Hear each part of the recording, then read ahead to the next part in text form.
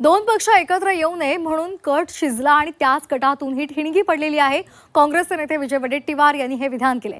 वडेट्टीवारांच्या या विधानाचा नेमका अर्थ काय निघतो या संदर्भात आता चर्चा सुरू झालेली आहे।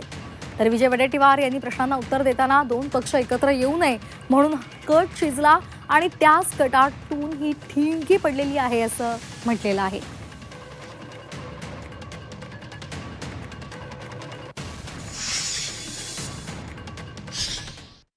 खरं आहे की या चर्चा पुढे गेलेल्या होत्या। हे ठासून पवार साहेबांचे जवळचे लोक सगळे सांगतायत,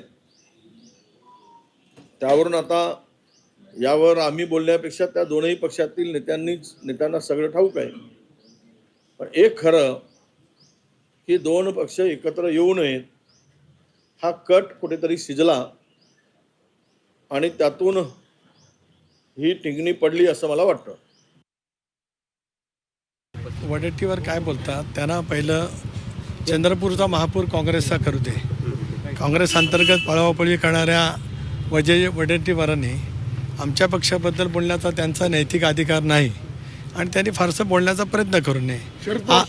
आज त्यांनी त्यांचा महापौर काँग्रेसचा नेमका कोणा गटाचा होतोय त्याची पहिली काळजी घ्यावी आणि मग आमच्याकडे पाहावं।